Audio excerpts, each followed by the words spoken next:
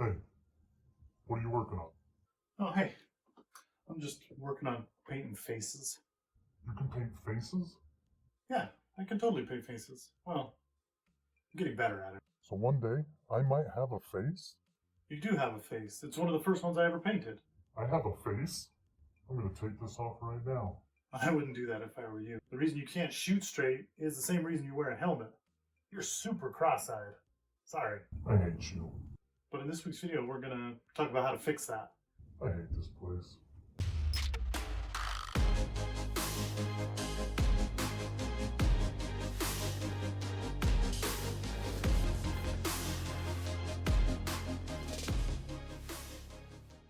So an interesting thing happened to me this last month that kind of took me down a rabbit hole of how to make my prints better. And what that was is painting this miniature. I posted a video not too long ago about the Ravage Star painting competition and how I was going to be part of it. Just for those who have watched it, it got extended out to December 31st, which is why I haven't turned in my models yet. But anyway, as I was painting this figure, this dwarf figure, I got to the eyes, and I struggle with painting eyeballs. It sucks. It's hard. They are so small that I don't know how people do it. And so I started trying to do different things along the lines of getting the head and mounting it to the top of this thing so I could work specifically just on the head, which if you're watching and you do this, how do you attach it to the top of that? I used a little ball of super glue and it took me 20 minutes to get that thing on there. So I would love to know how people are painting their heads and how they're getting them on something like that to single them out. But anyway, it kind of took me down the path of why are these eyes so hard to paint and what could make them a little easier to paint. And so hopefully today I can help you with one of those if you're struggling with it, just like I was. So first things first, paint. Is your paint the way it needs to be in order to paint these eyes? I watched a bunch of videos on people painting the eyes on their figures, and there was one thing that they all had in common. The smallest point they could get on a brush. Now, I'm not talking about the smallest head on a brush. You know, you could have a long brush as long as it gets to that super fine point, and you have to be able to control it. It can't just flop all around. So make sure you have a brush with a nice straight tip that isn't super wobbly. Floppy? Whatever. And then you got to make sure that your paints are thin. Now, the thinner the paint, the more you're going to go over something, which with doing eyes can seem like an absolute nightmare. But if you have a very thin paint and it can go all the way down to the tip of your brush, that means that you'll literally be painting with something the size of the tip of your brush. And if that's a single hair, that's where you want to be when you start doing eyes. Now you're ready. So make sure your brush has a good straight tip on it and that your paint is thin enough that it doesn't glob up on the end. You want to be able to look at your paintbrush with that paint on it and be able to clearly see the tip of your brush before you start trying to do this. Otherwise, you're just going to have cross-eyed, globby messes. Okay, so this one, for those of you out there who have been painting for a while, might seem like a no-brainer, but you got to be stable. Your hands have got to be stable. And if you're holding your paintbrush and you're holding your head, you're going to be shaking like an earthquake's happening underneath you while you paint. So you can't be doing that. You need to find a way to brace your arms, whether that's just putting your elbows up on your desk or, you know, sitting in your chair in a certain way that your arms are nice and relaxed, and make sure that whatever you're painting, you have a comfortable base that you can put it on. Okay, back to this guy right here. Same thing. Yes, it's a small point and I'm painting it, but I have a nice big thing that my hand can be comfortable on while I paint it. And you can buy dowels to do that with. You can 3D print your own for almost nothing. I mean, this is like 10 cents of filament, you know. So make something that you can hold comfortably in your hand so that when you paint, because even if you have a perfect tipped paintbrush, if you're a wobbly mess, then your stuff's going to come out cross-eyed, big-eyed, every different kind of eye that you can imagine. Tip number 4, I guess, kind of came to me as I was watching a fellow YouTuber, Squidmar, and he was painting. And in his last video, I noticed that right next to his 3D printer, he had something that I had never seen before, and that was a toothbrush, of all things. And so I started to think, maybe there was something to that.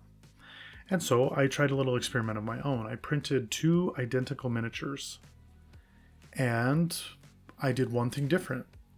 As I was cleaning them off, as I was cleaning the resin off of the miniatures, I took one, and using a toothbrush, I did my best to clean out where the face was. Okay. And by cleaning out where the face was, I thought I'll be able to see the eye more clearly. The number one problem that I had with this miniature is that when it printed, there were no clear-cut lines for where the eye should be. And granted, I changed the miniature. I cut the top of its head off and made a hat, a bowler cap for it, because I wanted to do that. And so when I look at the other models, the model the way that it should be, the eyes aren't something generally you can see very well because of the helmet. But when I made my hat, I kind of made it necessary that the eyes were relatively visible. But I couldn't see them. I'm blind. In my 3D print, I could not clearly make out the eyes, and so I kind of had to do my best. And it came out looking like this. Now, my 2 miniatures that I painted, I honestly thought they'll look exactly the same, might be a little different. It was different enough for me to notice. And I'll show that to you right now. And what I did is the first model, I put in the resin the same way I always do. I don't have a cure station. Wink, wink, if somebody wants to send me one. And so I clean it off the way that I do all of my resin prints, and I put it in there for 2-3 minutes, swirling it around inside of the alcohol, trying to my best to clean it off, using my fingers to wipe down the parts that I could. Okay, but you can't usually get in with your fingers into the eyes. And I would think that this is an issue with auto cure stations, just as much as it is with people who do it by hand. And then I put in my other model, put it in, rinsed it off for, 10-20 seconds, got it out, got my toothbrush, and I started cleaning away all the areas that I was very concerned about as far as detail is. And these are the results. Shockingly, the toothbrush helped. It helped more than I thought it would. Certain bits are just clearer in the jawline and around the eye than they were. Even the back that I hit with the toothbrush, the spikes on the shell, they are clearer than I thought that they would be, and clearer than the other model. Not by a lot, but enough, again, that I noticed. And I struggle to see the difference between a 4K printer and an 8K printer. Okay, this I can see. That I don't see very well. But I'm sure there is one. People have documented it enough that, it's got to be true. But anyway, just by getting that toothbrush out, I was able to make these a little clearer. And it made me look at my dwarf miniature and think, should I reprint this and clean it off a little better with a toothbrush? The answer to that, of course, is no, because I've already spent hours painting it. I'm not dumb. But next time that I do a painting competition, I will take all of the care that I can to make sure that the face is as clear as possible, and that includes getting out a toothbrush. I printed out another model at the same time, just for fun, that had a lot of detail, a lot of hair on this mouse, this rat actually, and I wanted to see if it made a difference. And using that toothbrush, it made it the clearest that I have ever seen it on a miniature that I have printed. So, with that being said, I think the toothbrush helps. And it's a simple, easy little trick that you can use to make your eyes pop out.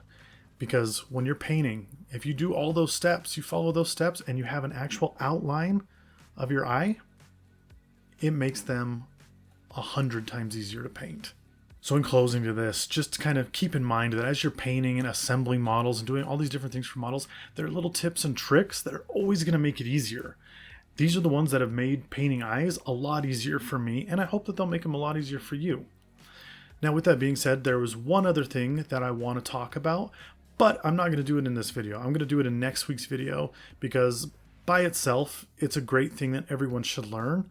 And it's simply how to make your resin prints as clear as possible using calibration tools and things like that. I'll show you what I've done to get the cleanest prints that I could possibly get out of my printer.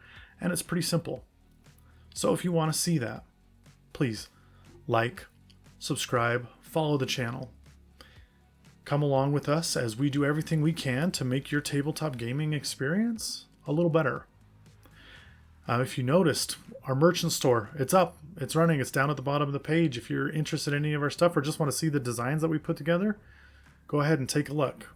We'll be making more as time goes by, and I hope that you find something you like. As always, thank you for joining us. Don't forget, don't spend so much time creating your world that you forget to spend some time in it. Until next time.